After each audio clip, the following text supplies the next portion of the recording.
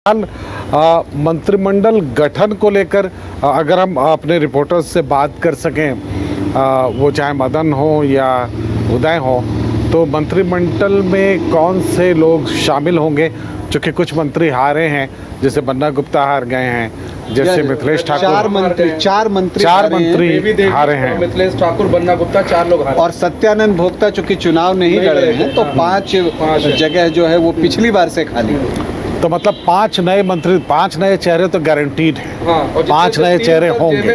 3 तो जेएमएम कई कोटे से मिले। हाँ, तो मतलब ये है कि ये बहुत इम्पोर्टेंट है। और मुझे लगता है जो बेरमो से अनूप सिंह हैं, इस बार अगर उनको ताकत देने की ज़रूरत पड़ेगी, चूँकि अगर वो मंत्री नहीं बनते हैं तो उस क्षेत्र में बहुत तेज़ी से चीज़ें उनके हाथ से निकलेंगी।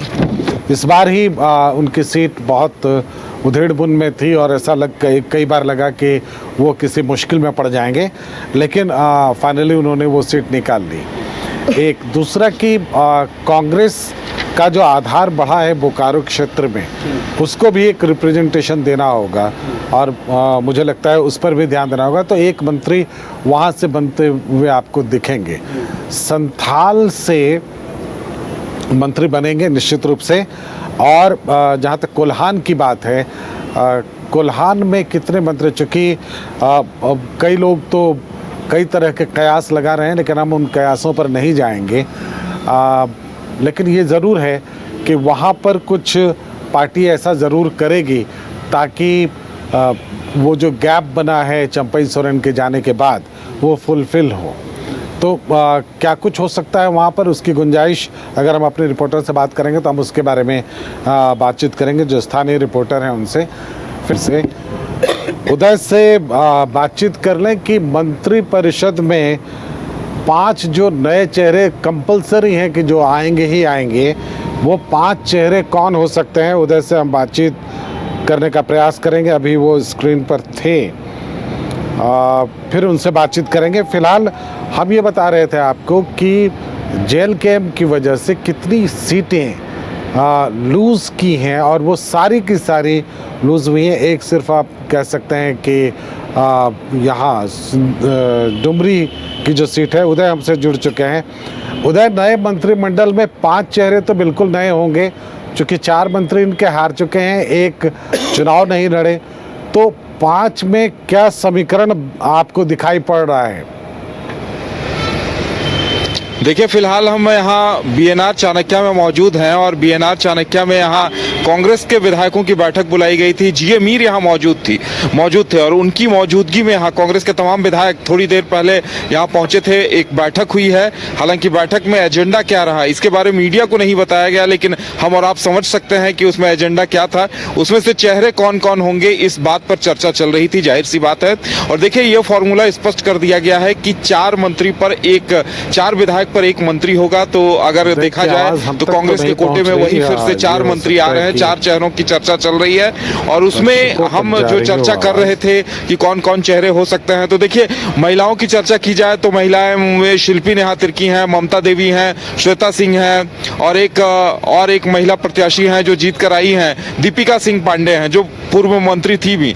तो 4 महिलाएं हैं। ऐसे में किसी एक को मंत्री पद बना दिया जाएगा या नहीं दिया जाएगा, इस पर अभी सवाल है। लेकिन सरकार के सबसे वरिष्ठ देखा जा सकता है, कांग्रेस के वरिष्ठ विधायकों में से एक है रामेश्वर उरांव, पूर्व मंत्री रहे हैं, सांसद रहे हैं, तो उनकी दावेदारी सबसे मजबूत है। अगर अल्पसंख्यक कोटे से देखा जाए तो इरफान अंसारी मंत्री रहे थे, फिर से उन्हीं की बात सामने आ सकती है। और हाँ, बन्ना गुप्ता के पास जो मंत्रालय था या फिर जो पोर्टफोलियो था, वो पिछड़े समुदाय से आते थे, ओबीसी वर्ग को रिप्रेजेंट करते थे, तो हो सकता है इस बार उनकी जगह प्रदीप यादव को मौका मिल जाए। इस बात पर कयास लगाए जा रहे हैं। और उनके साथ एक फॉरवर्ड क्लास से अगर देखा जाए तो अनूप सिंह रिप्रेजेंट कर सकते हैं। अनूप सिंह को भी मौका मिल सकता है क्योंकि वो भी अब वरिष्ठों की कतार में आ गए हैं, लगातार दूसरी बार एक बड़े अंतर से जीतकर विधायक बने हैं। तो कांग्रेस कोटे में इन 4 नामों की चर्चा चल रही है और थोड़ी देर पहले इसी उद्देश्य से यहाँ बैठक हो रही होगी। बैठक के बाद धीरे धीरे लोग यहाँ से निकल गए हैं जी,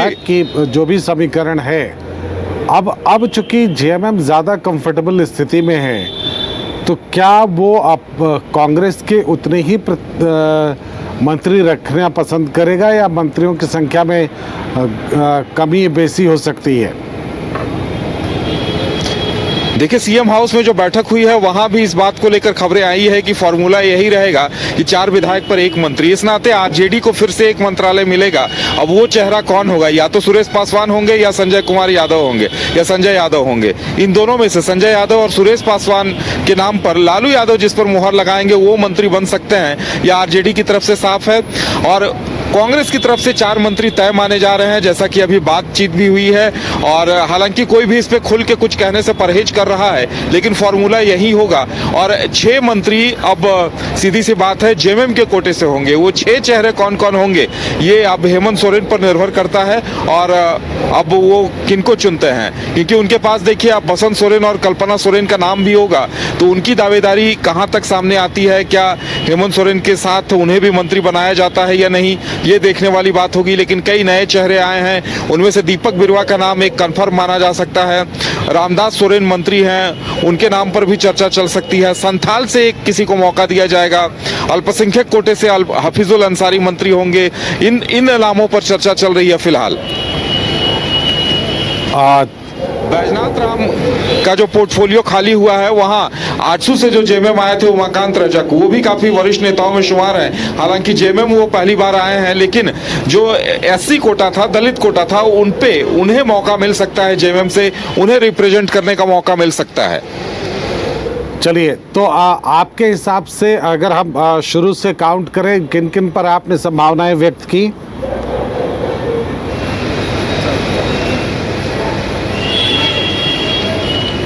जी, आपकी आवाज स्पष्ट नहीं आई।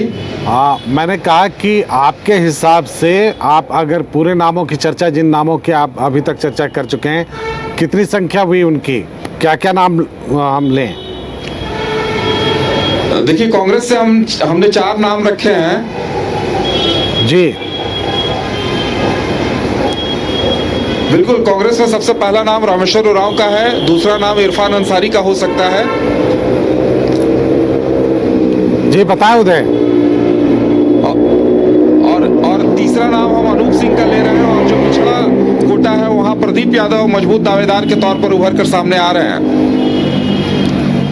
चलिए, जेएमएम की तरफ से और कौन कौन मंत्री आपको बनते हुए दिख रहे हैं? चूंकि हफीजुल अंसारी अल्पसंख्यक कोटे से जरूर मंत्री बनेंगे। चाईबासा से दीपक बिरुवा, उन्हें जरूर मौका मिलेगा। और इसके साथ साथ एक जो दलित चेहरे को अगर मंत्री बनाने की बात आएगी तो उमाकांत रजक का नाम आ रहा है वहां। हाँ, संथाल से हेमलाल मुर्मू काफी वरिष्ठ हैं, स्टीफन मारांडी भी वरिष्ठ हैं, तो ऐसे लोगों के नामों पर चर्चा चल सकती है। या फिर अगर वसंत सोरेन जो कुछ दिनों के लिए मंत्री रह चुके हैं, हो सकता है उन्हें भी मौका मिले, या फिर हो सकता है कल्पना सोरेन को मौका मिले। ये मैं इसी नाम तक पहुंचना चाह रहा था, इसलिए मैं अपनी बात को रिपीट कर रहा था। क्या कल्पना सोरेन के मंत्री बनने के आसार हैं, आपको लग रहा है? देखिए, कल्पना सोरेन, जिस तरह से हेमंत सोरेन ने कल कहा था कि हमारी स्टार प्रचारक का स्वागत है, और जिस तरह से रही है, जिस तरह से सभाओं को संबोधित किया है, महिलाओं से खुद को कनेक्ट किया है, तो उन तमाम चीजों को लेकर उनकी दावेदारी मजबूत हो जाती है। और अब वो उस स्थिति में है कि अगर उनका नाम सामने आता है तो जेएमएम में कहीं कोई विरोध नहीं होगा, क्योंकि इससे पहले अगर उन्हें मंत्री बनाया जाता तो विरोध हो सकता था। लेकिन अब जो प्रत्याशी थे वो लगातार खुद उनकी सभाओं की मांग कर रहे थे, वो वाकई में स्टार प्रचारक का दर्जा पा चुकी हैं। और हेमंत सोरेन अगर कोई उन्हें महत्वपूर्ण विभाग, महत्वपूर्ण पोर्टफोलियो भी देते हैं, तो जेएमएम में ऐसा कोई नहीं होगा जो इसके खिलाफ आवाज उठाए या आवाज बुलंद करे या विरोध के सुर कहीं से सुनने को आए। तो उनकी दावेदारी बरबस ही इस बार काफी मजबूत है। ऐसे में देखा जाए तो वसंत सोरेन की जगह कल्पना सोरेन को ही मौका मिल सकता है, अगर परिवार से किसी और को भी शामिल करने की बात हुई तो। और मुझे लगता है कि सीपीआई-एमएल पता नहीं वो मंत्री पद तक लेने में इच्छुक है या नहीं, उनसे भी बातचीत करते हैं। देखिए मदन, एक जो बैठक हुई है उसमें ये चर्चा हुई है कि अगर 4 विधायक हैं तो 1 मंत्री पद मिलेगा। तो इसमें सीपीआई-एमएल या वाम दलों 4 विधायक तो उनके हो नहीं पा रहे हैं, तो ऐसे में उनके लिए थोड़ी राह मुश्किल होगी, ऐसा लगता है। देखिए, ये जरूर है कि फार्मूला फिट तभी बैठता है, लेकिन फिर भी जब गठबंधन के तहत चुनाव होता है और सीट उनको कम दिया गया, तो उसमें अगर रेशियो देखें तो जीत के आंकड़े जो हैं ज़रूर उनके पक्ष में 2 ही हैं, लेकिन पार्टी अगर जो गठबंधन है वो अब उस पर निर्भर करता है कि क्या उनको एक भी मंत्री पद जो है देते हैं या नहीं। लेकिन हमें जिस तरह से पहले जानकारी मिली है और इसमें जिस तरह से वाम दल बाहर से समर्थन करते रहे, तो ऐसे जी में यही पहले उनको जानकारी मंत्री पद कंफर्म नहीं है, मिला। अभी तक यही जानकारी है कि वाम दल का समर्थन बाहर से ही होगा शायद। कुछ योगदान है, तो इसके तहत भी इस बार वाम दल को जो है एक भी मंत्री पद मिलता है या नहीं, इस पर निगाहें जरूर टिकी है। तो अब जो विधायक दल के नेता चुने जा रहे हैं फिर से एक बार हेमंत सोरेन, उन पर यह फैसला होगा कि आखिर वो मंत्री पद में जो है वाम दल को शामिल करते हैं या नहीं। लेकिन फिलहाल ये तय हो चुका है कि कांग्रेस कोटे से 4 मंत्री जो है लगभग होंगे और जेएमएम के मंत्री होंगे और 1 आरजेडी के कोटे से मंत्री होंगे। चलिए, तो आरजेडी कोटे से 1 मंत्री, आरजेडी कोटे से कौन से नाम, किस नाम पर ज्यादा चर्चा है? आरजेडी कोटे से किन किन नामों पर चर्चा चल रही है? देखिए, सबसे पहले तो अब नाम वहाँ प्रदेश अध्यक्ष संजय यादव का ही आएगा और दूसरा नाम जो है संजय यादव या फिर सुरेश पासवान। 3 नाम पर जो है चर्चा शुरू हो चुकी है, लेकिन सबसे पहले हमें जो जानकारी मिल रही है उसमें संजय यादव जो प्रदेश अध्यक्ष हैं उनका नाम आगे रखा जा रहा है।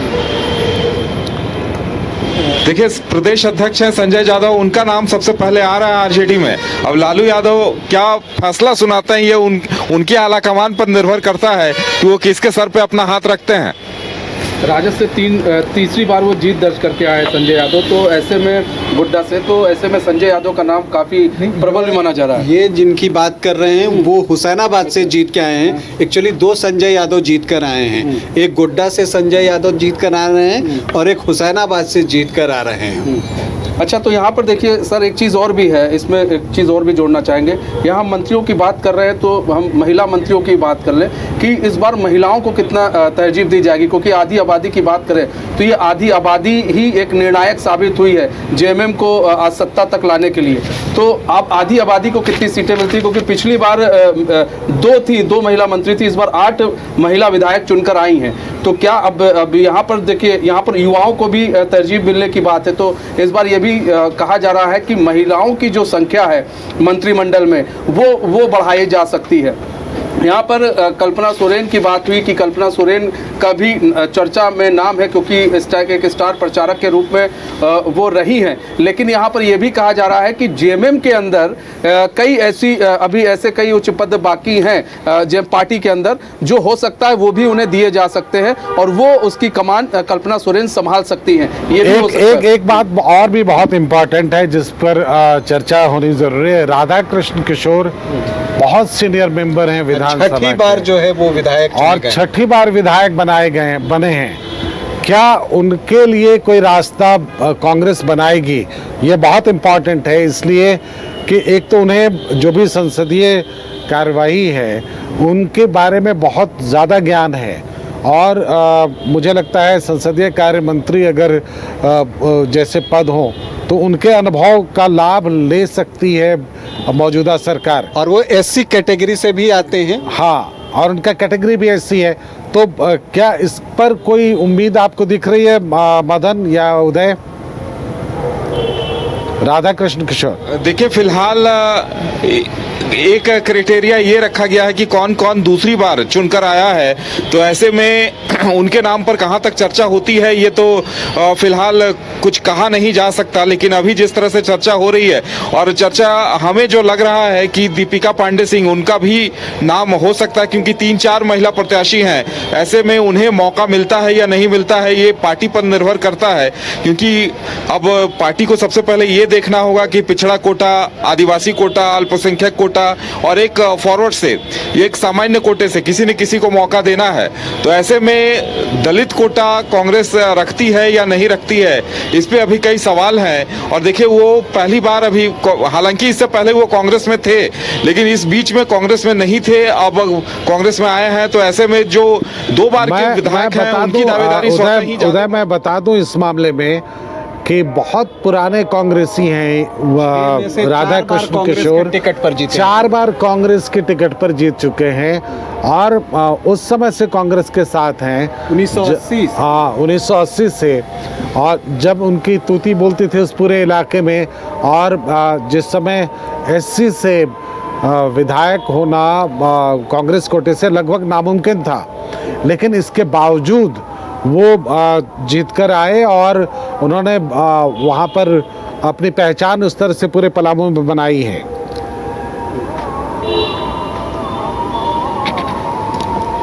देखिए फिलहाल सब कुछ जीए मीर लगातार अभी विधायकों से उन्होंने राय जानी है, तमाम विधायकों के साथ बातचीत हुई है और अब आलाकमान से उनकी गुफ्तगू होगी, उसके बाद ही यहाँ झारखंड में तय होना है। और देखिए 28 को शपथ ग्रहण है और हमें ऐसा लगता है कि 28 को हो सकता है सिर्फ मुख्यमंत्री और कांग्रेस कोटे से एक और जेएमएम के कोटे से एक, यानी 2 वरिष्ठ मंत्री ही शपथ लेंगे और उसके बाद एक दिन फिर मंत्रालय का विस्तार किया जाएगा। या फिर हो सकता है कांग्रेस आलाकमान की तरफ से अगर ये स्पष्ट कर दिया जाए कि किस किस चेहरे को फाइनल किया जाता है तो हो सकता है 28 को ही पूरी मंत्रिमंडल अपने स्वरूप में आ जाए।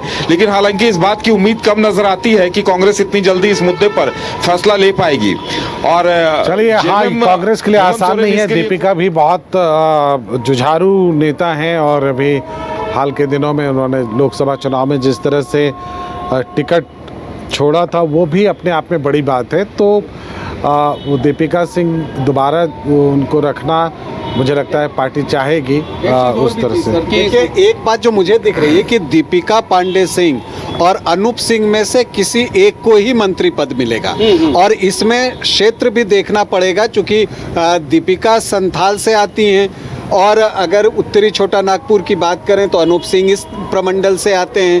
तो एक जो क्षेत्रीय संतुलन की बात है उसका भी ध्यान रखा जाएगा। इसी तरह से प्रदीप यादव मंत्री बनेंगे तो फिर आरजेडी किसे मंत्री बनाता है, क्या अगर वो भी संजय यादव की तरफ जाता है तो क्या 2 यादव मंत्री इस मंत्रिमंडल में होंगे, क्योंकि आपको जातीय समीकरण भी साधने होते हैं। ये बहुत ज़रूरी है, क्योंकि देखिए एक बन्ना गुप्ता गए तो एक वैश्य वर्ग से आना होगा मिथिलेश ठाकुर, एक उच्च वर्ग से बेबी देवी कुर्मी थी, एक यहाँ पर इस कास्ट का भी इम्पोर्टेंस चूँकि बहुत ज़्यादा है। आदिवासी के बाद सबसे ज़्यादा वोटर्स जो हैं वो इनके आते हैं कुर्मी समुदाय से, तो ये इनको भी जो है प्रतिनिधित्व देना होगा। तो ये बहुत सारे इफ़ एंड बट हैं और सारे समीकरण साधने होंगे। और ये देखिए अगर बात की जाए कांग्रेस ने पिछली बार एक अल्पसंख्यक, एक आदिवासी, एक सोड़ और एक हर समाज को साधने की कोशिश पिछली बार कांग्रेस ने की कि हम बनाएं। देखिए हेमंत ने 3 आदिवासी, एक दलित, एक सोड़ और एक ओबीसी को कैबिनेट में जगह दी थी। आरजेडी ने एक दलित को कैबिनेट में जगह दी थी। तो अब इससे समझना बहुत ज़रूरी है कि जो पिछली बार हुआ था वो इस बार भी इसको देखा जाएगा, कैसे जातिगत समीकरण को बैठाया जाए और किनको तरजीह देनी है। जैसे कि अभी 4 लोग जो मंत्री थे जो अब मंत्री नहीं है, 3 तो जेएमएम के हैं। तो ऐसे में अब समीकरण, जातीय समीकरण पर पूरा ही जोर दिया जाएगा, चाहे कांग्रेस हो, चाहे जेएमएम हो, चाहे आरजेडी हो। मैं अगर अपने मंत्री पद का जो मुझे अनुमान लग रहा है, देखिए जेएमएम से रामदास सोरेन कोल्हान, दीपक बिरुआ भी कोल्हान से होंगे, हफीजुल हसन जो हैं वो संथाल परगना से होंगे। अब अगर कल्पना सोरेन तैयार होती हैं मंत्री बनने के लिए या ये फैसला लिया जाता है तो वो रिप्रेजेंट करेंगी उत्तरी छोटा नागपुर को, चूँकि वो गांडे से जीत कर आई हैं। और मुझे लगता है कि अगर कल्पना सोरेन मंत्री बनना पसंद नहीं करती या वो नहीं बनती हैं तो वैसी परिस्थिति में सुदिव्य सोनू को जो है वो मंत्री पद मिल सकता है। इसके बाद एक अगर आप कहें कि सामान्य जाति से, तो ये भी हो सकता है कि उदय शंकर सिंह, चुन्ना सिंह को मौका दिया जाए। और फिर आपको एक जो है कुर्मी समुदाय से जब बात आती है तो योगेंद्र प्रसाद महतो को जो है मंत्री बनाया जा सकता है। कांग्रेस से देखिए इरफान अंसारी तो होंगे ही होंगे, रामेश्वर उरांव होंगे। अगर रामेश्वर उरांव अगर अनिच्छा दिखाएं तब जो है वो ये हो सकता है कि शिल्पी नेहा तिर्की की तरफ जाया जाए, नहीं तो रामेश्वर उरांव मंत्री बनेंगे।